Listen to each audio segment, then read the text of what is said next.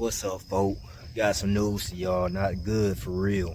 But, I mean, we know it's got to come. It's the progression of things. There's a lot's going on, a lot of sophistication. We talk about Pan-Africanism. What this thing is, I mean, it's been a fight. It's been a fight, and now we standing. And so the whole world trying to beat down, you know. But like I said, sophistication is there and it's good. I tell you, the government's here been doing a good job, man, of mediating and working on all of what the order is up under the pressures of, you know. And so, yeah, man, United States, I'm sure under Donald Trump, decided to bomb Burkina Faso, northern portion of it. From where they enter in the airspace, I'm not certain. I know they're selling arms to Nigeria. It could have been a little deal there. Not saying anything against Nigeria. Everything is working in favor. But anyhow, that's just me kind of trying to think and speculate something because they went up in that northern region.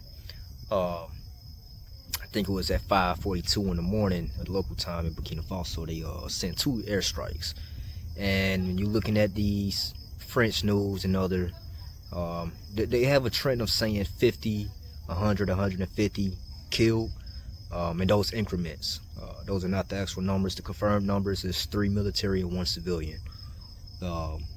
Every life is precious, regardless. But I want to put that out there. That it's kind of, I don't know if it's AI generated or what, or if that's just the magic number they want to work with. They saying 50, they work in increments of 50. So when they talking about deceased, you're gonna see 50, you're gonna see 100, you're gonna see 150. But anyhow, after this strike, it ain't break nothing. The AES went on, got on post, got an alert. The African Union, like I said, sophistication, man.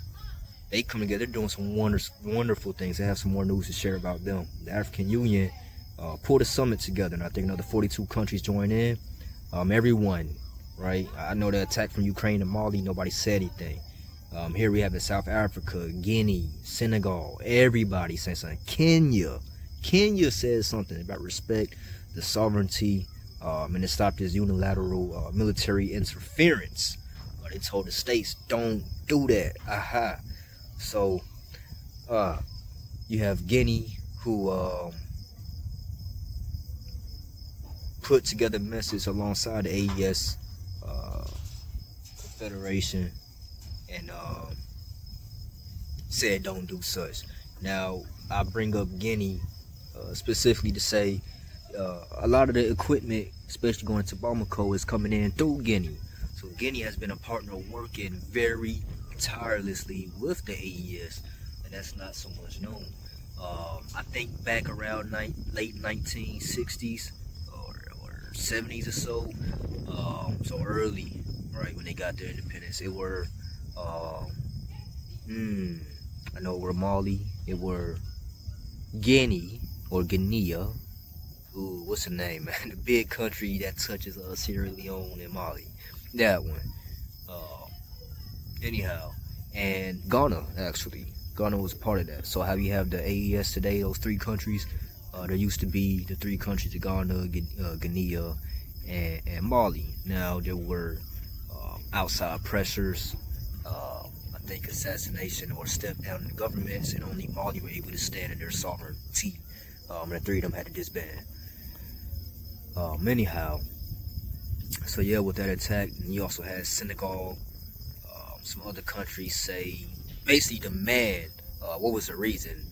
I'm gonna tell you the reason. The states are claiming a fight back of terrorism, you know, and yeah, I'm gonna tell you like it is. Those 3 men, they are presidents. They are rightfully chosen by the people. You understand? I don't too much hear us saying what they are is, presidents. They're not junta leaders, none of that. They've gone through the process. Those are presidents, and I think they should be given the sort of acknowledgement, especially by his Pan-Africans when we speak about them, anyhow. So that were the attack there, and it's uniting. Every part of Africa spoke up against it. So I'm gonna let you get to the clip of that. I'm gonna bring you some more news of what's going on. There are moments in history when a single event forces us to stand taller, to look harder at the truth, and to ask ourselves what kind of future we are willing to fight for. For the people of Burkina Faso, and for Africa as a whole, that moment has just arrived. An unprovoked military strike by the United States has hit the heart of Burkina Faso. This was not an accident, and it was not a misunderstanding. It was a calculated act, one that many believe was meant to intimidate, to weaken, and to warn any African nation daring to walk an independent path. But instead of fear, something else is spreading. Unity, defiance, and a deep call for sovereignty. We are not here to trade in rumors or to fan empty outrage. We are here to uncover what happened, why it matters, and how this moment could redefine the role of Africa and of leaders like Ibrahim Traoré in the world. Is this the dawn of Africa's long-awaited awakening? Or is it yet another page in the book of foreign domination? Africa's story should be written by Africans. It began without warning. Over the skies of the Sahel, the low rumble of jet engines grew into a deafening roar. At approximately 5:42 in the morning local time, 2 precision-guided munitions struck a rural outpost in Burkina Faso's northern Yatenga province. The government later confirmed 3 fatalities, 2 soldiers and 1 civilian, and 7 others injured, along with the destruction of a key communications tower that linked the region's security posts. According to Burkina Faso's Ministry of Defense, the strike originated from U.S. Africa Command assets stationed at a forward base in Niger, roughly 380 miles away. This was no defensive maneuver, no joint security mission. Officials insist it was a unilateral military action carried out without prior consultation or authorization, an act in direct violation of Burkina Faso's sovereignty under Article 2 of the UN Charter. President Ibrahim Traoré did not mince words. Appearing before the nation in a live broadcast watched by an estimated 8.4 million Burkinabe, he declared, "This strike was not merely against our land, it was against our right to exist as a free and independent people." Within hours, the country's 12,000 active duty military personnel were placed on high alert. Border security along the Mali and Niger frontiers was reinforced with an additional 1,200 troops. Strategic defense points, including the Ouagadougou Air Base and the Koudougou garrison, increased readiness levels to DEFCON 2. But this was more than a military response. It was a rallying cry.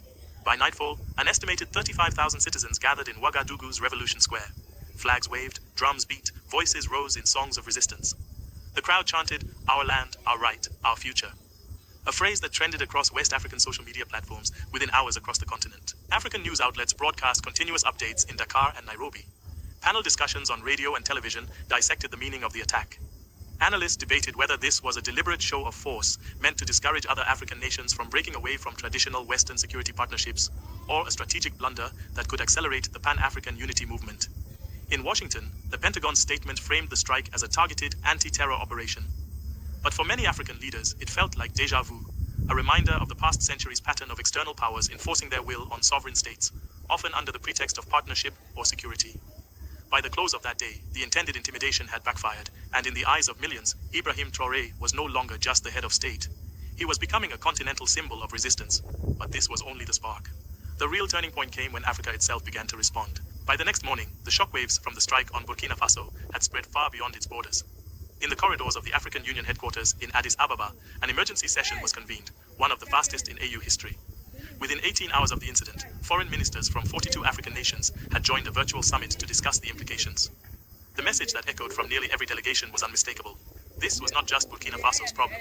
This was Africa's problem. President Ibrahim Traoré addressed the assembly via secure video link. His image projected onto a massive screen. His words were deliberate, his tone measured, but the steel in his voice was impossible to miss. If the sovereignty of one African nation can be violated without consequence, then none of us are safe. Burkina Faso will not stand alone, and I believe neither will you. Across the continent, governments scrambled to issue statements. Mali, Niger, and Guinea, all led by military governments that had recently distanced themselves from Western influence, condemned the strike in the strongest terms. Senegal and Ghana, traditionally more aligned with US policy, urged Washington to provide a full explanation and to respect the sovereignty of African states. Meanwhile, in the streets, a different kind of diplomacy was taking place. In Bamako, Mali, an estimated 50,000 demonstrators filled Independence Avenue, waving Burkinabe flags alongside their own. In Conakry, Guinea, a candlelight vigil was held outside the Burkinabe embassy, honoring the 3 people killed in the strike. Even in cities with historically strong US ties like Nairobi, small but vocal protests called for African solidarity. The story dominated African news cycles. Radio call-in shows were flooded with listeners demanding their governments take a firmer stand against foreign military operations on the continent. It was no longer a national outrage. It had become a pan-African rallying cry. Regional defense analysts began openly discussing a radical proposal, the creation of a joint African rapid reaction force to deter and, if necessary, respond to external military threats. Though such an idea had been floated before, this time it carried a sense of urgency. One security expert from Nigeria's Defense Academy put it bluntly. What happened to Burkina Faso today could happen to us tomorrow. Unity is no longer a dream, it's survival. While the streets of Africa roared with defiance, the halls of power in Washington were in damage control. Within 24 hours of the strike, the Pentagon held a press briefing, insisting the operation had been a precise anti-terrorist action, targeting a militant cell allegedly operating in Burkina Faso's northern provinces. A spokesperson claimed credible intelligence pointed to imminent threats against U.S. assets in the Sahel. But when pressed for details, no names, dates, or photographic evidence were provided. In New York, Burkina Faso's ambassador to the United Nations requested an emergency meeting of the Security Council. The session lasted over 3 hours, with heated exchanges between U.S. and African representatives. Russia and China openly criticized the strike, framing it as a violation of the sovereignty of a UN member state. France, while refraining from direct condemnation, called for restraint on all sides, a position seen by many Africans as hedging to protect its own strategic interests in West Africa. Meanwhile, international media coverage fractured along predictable lines. African news platforms emphasized the human toll and the broader pattern of foreign interference, while several Western outlets focused on regional instability and the threat of extremist groups. On social media, analysts and influencers across Africa accused global newsrooms of downplaying the sovereignty issue in favor of security narratives that justify intervention. Unexpected alliances began to form. Countries that rarely aligned politically, such as Algeria and South Africa, issued a joint statement supporting Burkina Faso's right to self-defense. Even nations outside Africa, like Brazil and Malaysia, publicly expressed concern about the precedent set when military force is used without host nation consent. Perhaps most telling was the reaction from the African diaspora in the United States and Europe. In cities like Paris, London, and New York, Burkinabe and Pan-African activist groups organized rallies drawing hundreds in each location. Speakers denounced the strike as a continuation of the old colonial mindset under a modern military banner. For President Ibrahim Traoré, the moment was double-edged. On one hand, the strike had put Burkina Faso under the microscope of global scrutiny. On the other, it had catapulted him into the center of a rapidly expanding conversation about African self-determination. His challenge now was to channel this momentum into concrete action before the diplomatic spotlight faded. In the days following the strike, Burkina Faso's capital, Ouagadougou, took on a dual identity, half military fortress, half rally ground. Security checkpoints multiplied across major roadways. Soldiers in fatigues, rifles slung across their chests, stood guard at government buildings, airports, and communication hubs. The government confirmed that over 4,000 additional security personnel were deployed nationwide to deter any further incursions or unrest.